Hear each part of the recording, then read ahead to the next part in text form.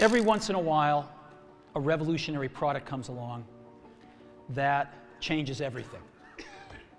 우리의 일상은 언제나 혁신에 의해 바뀌어왔습니다. 세상이 바뀌는 동안 우리는 매일 새로운 것에 적응해왔죠. 하지만 모든 기업이 이 변화에 적응한 건 아니었습니다. 기술이 바뀌고 시장이 바뀌고 소비자가 바뀌는데도 과거의 영광에 머물렀던 기업들, 결국 그들은 역사의 뒤편으로 사라져갔습니다. 오늘의 이야기할 기업들은 한때 그 누구보다 앞서 있었지만 결정적인 그 순간 변화를 두려워하거나 혹은 너무 늦게 반응했습니다. 그리고 그 선택은 가파른 추락. 그들의 공통점은 잘 나가던 시절이 분명 존재했다는 겁니다. 그런데 왜? 어디서부터 어긋난 걸까요? 오늘의 바이스토리, 혁신을 따라가지 못한 기업들의 결말입니다.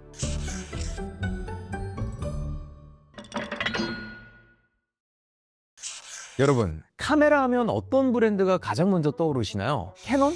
소니? 혹은 여러분 손에 들려있는 스마트폰? 불과 몇십 년 전만 해도 전 세계 사람들 손엔 코닥이라는 이름이 새겨진 카메라가 들려있었습니다. 1970년대 말 필름 카메라를 사용하던 시절 코닥은 카메라계에서 90% 이상을 차지할 정도로 독보적인 기업이었죠. 카메라부터 필름, 인화지, 현상소까지 코닥은 사진 산업의 거의 모든 단계를 통제했고, 사진이 어렵고 복잡했던 시절 누구나 쉽게 사진을 찍고 현상할 수 있게 만든 코닥은 대중에게 기억을 저장하는 가장 쉬운 방법을 제공했습니다. 사람들은 특별한 날이 생기면 코닥을 찾았고 중요한 순간마다 노란색 필름을 구매했습니다. 그렇게 카메라 업계를 독식하던 코닥이 망하게 된 계기가 바로 디지털 카메라의 탄생입니다. 근데 이 디지털 카메라, 코닥이 최초로 만들었다는 거 알고 계셨나요? 1975년 코닥의 엔지니어 스티븐 사손이 세계 최초의 디지털 카메라를 발명합니다. 이 카메라는 이만한 크기에 0.1 메가픽셀의 저화질이었지만 필름 없이 사진을 기록하는 혁신적인 기술이었죠. 하지만 코닥 경영진들은 이 기술이 수익성이 높은 필름 사업을 잠식할 것을 우려해 상용화를 하지 않았습니다. 하지만 이와 반대로 이 시기의 소니도 디지털 카메라는 아니지만 디지털 카메라의 핵심 부품인 CCD 이미지 센서를 상업화에 성공하여 비디오 카메라에 사용을 하기 시작했습니다. 이후 1990년 중반 모든 카메라 회사가 디지털 카메라를 시장에 내놓으며 본격적인 경쟁이 시작됩니다. 여기서 코닥은 시대의 흐름을 따르지 않고 필름 카메라의 성공 공식으로 마케팅을 하며 뒤처지기 시작합니다. 디지털 카메라의 핵심 가치는 촬영물을 바로 확인하고 쉽게 공유하고 온라인 저장을 하는 새로운 경험을 앞세운다는 것인데, 다른 카메라 회사들과는 다르게 코닥은 디지털 카메라가 인화를 더 쉽게 해주는 도구로 마케팅했습니다. 디지털 사진의 새로운 가치를 외면하고 기존 필름 산업의 소비자를 묶어두려는 전략이었죠. 또한 고객 타겟팅 또한 실패했습니다. 경쟁사는 새로운 기술에 관심이 많은 남성들을 주요 고객층으로 빠르게 확보한 반면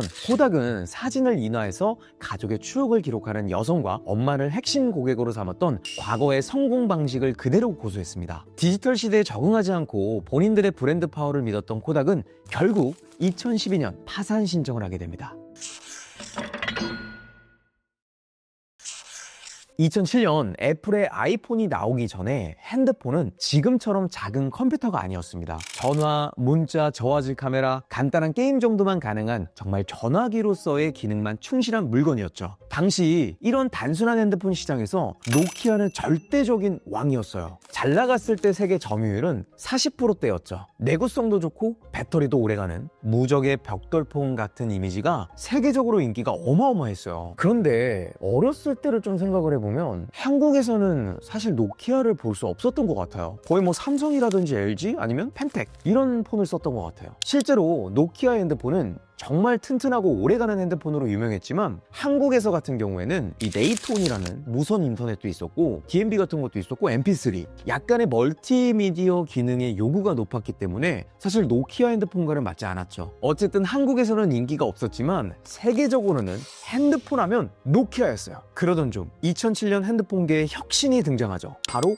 아이폰. 아이폰은 처음 등장했을 때 혁신 그 자체였습니다. 통화 기능으로서의 핸드폰을 완전히 초월했으니까요. 감압식 터치가 아닌 정전식 멀티터치를 이용해 줌인, 줌아웃을 당시로서는 상상할 수 없던 기술이 들어갔고 MP3, 핸드폰, PDA를 한 기계에 통합을 시켰죠. 어떻게 보면 완전 새로운 모바일 라이프를 제시한 거죠. 하지만 노키아는 코웃음을 쳤습니다. 터치? 그거 불편해서 어떻게 써? 그리고 핸드폰이 뭐 이렇게 비싸? 노키아는 아이폰의 혁신을 평가절하했고 본인들의 기술을 믿었습니다. 아이폰 출시 전 안드로이드 창시자 앤드루비는 안드로이드 OS를 개발하여 노키아 경영진에게 노키아의 안드로이드 OS를 적용하자고 제안을 했었다고 하네요. 당시 노키아는 신비안이라는 OS를 가지고 있었고 시장 점유율이 50%가 넘었기 때문에 외부 OS 필요성을 느끼지 못해 거절했다고 하네요. 결과적으로 노키아는 안드로이드라는 새로운 플랫폼을 기회로 보지 않고 내부 시스템을 위협하는 경쟁 요소로 판단했습니다. 이는 2007년 아이폰 출시 이후 안드로이드가 빠르게 성장하는 것을 보면서도 끝까지 독자 노선을 고집하게 되는 결정적인 원인이 되었습니다. 뒤늦게 정신을 차린 노키아는 윈도우 OS와 손을 잡으며 대세를 쫓아가려 했습니다. 하지만 이것마저 잘 되지 않았습니다. 사실 윈도우 OS 폰은 진짜 어떻게 보면 스마트폰 초기에만 보이고 요즘은 뭐 눈을 씻고 찾아봐도 찾아볼 수가 없잖아요. 정말 그 당시 노키아의 감이 얼마나 없었는지 보여주는 것 같네요. 노키아는 계속되는 경영난과 시장 점유율 하락을 견디지 못하고 2014년 휴대폰 사업부를 마이크로소프트에 매각하게 됩니다. 아무리 잘 나가는 기업이라도 새로운 혁신이 있으면 본인들이 쌓아 올린 기술과 명성이 대단할지라도 따라야 한다는 좋은 예가 된 사례인 것 같아요. 스마트폰의 등장으로 망한 건 핸드폰 기업들만 있는 게 아닙니다. 많은 기능들이 가능했던 스마트폰의 등장으로 여러 문화가 스마트폰에 맞춰지기 시작하고 우리들의 라이프 스타일도 스마트폰에 맞춰지기 시작했죠. 이러한 트렌드를 따라가지 못한 기업이 한국에도 있습니다. 바로 싸이월드. 2000년대 초반 한국의 인터넷 문화하면 떠오르는 이름이 바로 싸이월드였죠. 2000년대 초반 싸이월드는 회원수 수백만 명, 이용자들의 하루 방문도 수천만에 달했으니까요. 그리고 그 시절 싸이월드는 단순한 SNS 그 이상이었습니다. 친구들과 일상을 공유하고 사진을 올리고 미니룸을 꾸미고 때로는 다이어리를 쓰며 나만의 작은 세상을 만들었던 곳이었죠. 그리고 싸이월드는 흑역사 제조기로도 유명했었죠. 난 가끔 눈물을 흘린다. 음악만이 나라에서 허락하는 유일한 마약이니까. 그 시절 감성을 대표하는 명문으로 아직까지도 회자되고 있고 정말 셀 수 없을 정도로 많은 흑역사를 만들었던 곳이기도 합니다. 그런데 그때는 우리는 진심이었다고. 자, 어쨌든 싸이월드는 우리들의 흑역사와 추억이 고스란히 담겨있는 정말 특별한 공간이었습니다. 하지만 2007년 스마트폰의 등장과 함께 모바일 환경은 인터넷 세상의 중심이 되었죠. PC 중심으로 서비스를 하던 싸이월드는 스마트폰 출시 이후에도 PC 중심의 서비스를 고수하며 모바일 전환에 뒤처지기 시작했습니다. 반면에 이 시기에 페이스북, 인스타그램,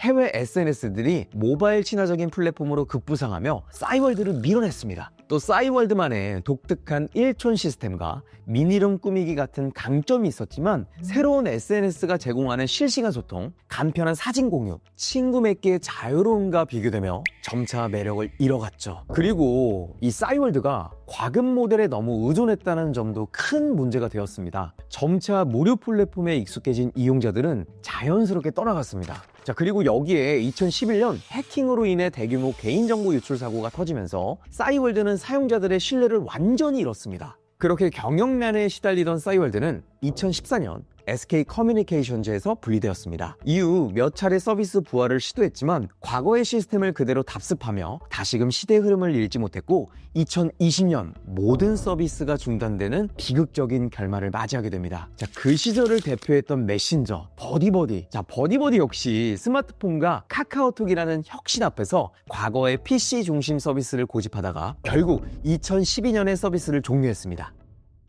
오늘 우리는 한때 시대를 풍미했던 코닥, 노키아, 싸이월드의 이야기를 들어봤습니다. 이 기업들은 기술력이 부족해서 망한 것이 아니었습니다. 오히려 코닥은 최초의 디지털 카메라 기술을 가지고 있었고 노키아는 압도적인 시장 점유율을 차지하고 있었죠. 싸이월드 역시 한국의 인터넷 문화를 선도했습니다. 하지만 그들은 모두 한 가지 공통된 실수를 저질렀습니다. 바로 자신들의 성공 방식이 영원할 것이라 믿었던 오만입니다. 새로운 기술이 등장했을 때 그들은 과거의 영광에 사로잡혀 변화를 두려워했고 결국 역사의 뒤편으로 사라져갔습니다. 이들의 이야기는 단순히 한 기업의 실패담이 아닙니다. 끊임없이 변화하는 세상에서 우리가 무엇을 놓치고 있는지 무엇에 안주하고 있는지 되돌아보게 하는 교훈을 주고 있습니다. 혁신을 두려워하지 않고 새로운 변화에 적응하는 것, 어쩌면 그것이 우리가 이 시대를 살아가는 가장 중요한 태도가 아닐까요? 오늘의 바이스토리, 혁신을 따라가지 못한 기업들의 결말이었습니다.